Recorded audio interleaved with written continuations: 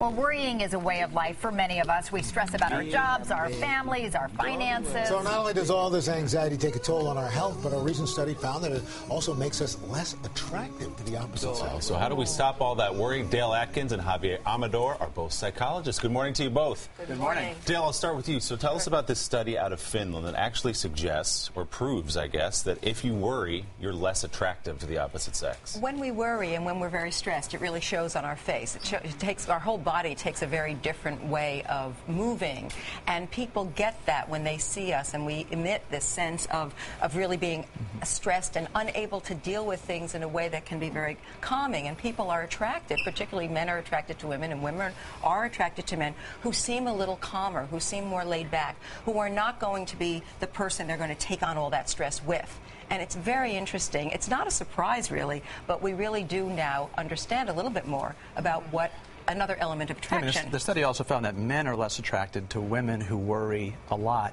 And one of the reasons for that, I think, has to do with a gender difference. And we were talking about this beforehand. You know, we're socialized men generally in most cultures to fix things. We don't listen well, not because we're uncaring, it's because we're trying to fix it.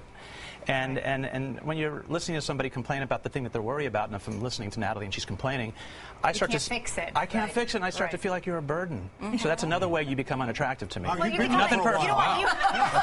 I'm not saying you're unattractive. Sorry. This is an intervention, Natalie. Well, you guys are obviously worried. Joe called earlier. About everybody. I mean, you don't want to be with a Debbie Downer, I think, is what it comes down to. Nobody does. I mean, it's negative energy, and nobody wants to be around somebody who's negative all the time. But what is it doing, the worrying, to the stress levels in the body? Well, it changes your hormones, and stress hormones actually affect your cardiovascular health. We're built, we evolved to worry. Worry can be a good thing. But the problem is, when you start to worry, you're living in the future. You're in a mental time machine. You're living in the what-ifs. And you got to dial it back to the present. And that's one of the solutions that psychologists like Dale and I talk about all the time and teach our patients, how to dial it back to the present so that you're less worried. And life is unpredictable. So and you say one of the things you should observe and not try to control. Exactly. If you observe and understand that you will be having a feeling, and don't get married to that feeling. Don't get caught up in a story about that feeling, because you can bring yourself to a very, very difficult place. And as Javier said, we often live in the future, but sometimes we live in the past and we worry about what happened. If we can stay present, and when you observe yourself and you feel that feeling and don't get caught up in it and make a whole story about it, then you can say, there's something I can do about this, because you're calmer, and that puts you into a problem-solving mode rather than a panic and fear mode. Another tip you can use, Javier, is to discipline your brain a little bit. Don't think about these catastrophic what-ifs. Yeah, if you're stuck in the what-ifs, right, you're in the future. There's two tricks that we teach people all the time. One is stay in the present. Oftentimes we talk about listen to your breathing. If we all stopped and listened to our breathing, there would be dead airspace, and the control room would be freaked out right now. So, really. But you can... But feel, maybe not. But feel the pressure.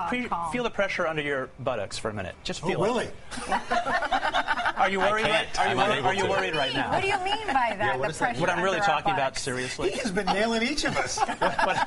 You're a burden. You've got a problem with a dead butt. But what I'm really talking about, and Dale and I talk about with patients, is mindfulness. It's about being mindful of things you can experience now, and being clear about what you can control and what you can't control. Let go of those things you can't control, and you do affirmations. Present, not in the future. Everyone can do this breathing. Everyone can just take a moment and calm themselves and get out of their head for the moment and just watch their breath. And when you do that, you're able to really see what is solvable, what isn't solvable, where am I going to put my attention. And you mentioned about, being Debbie Downer. Yeah. Well, when we are Debbie Downer or Donnie Downer, people don't want to be with us. But also, we are with people often who encourage that kind of worrying, So you want and to they surround encourage yourselves with our the right worrying. kind of people. So you don't want to surround yourself with those kinds of people, Right. because it's not going to help you solve your problem and get out of that space. Need to Well, ditch great. the two of us. Now that we've been tagged, what's Al? Oh, you don't have enough time for that. Dale Atkins, Javier Amador, thank you both.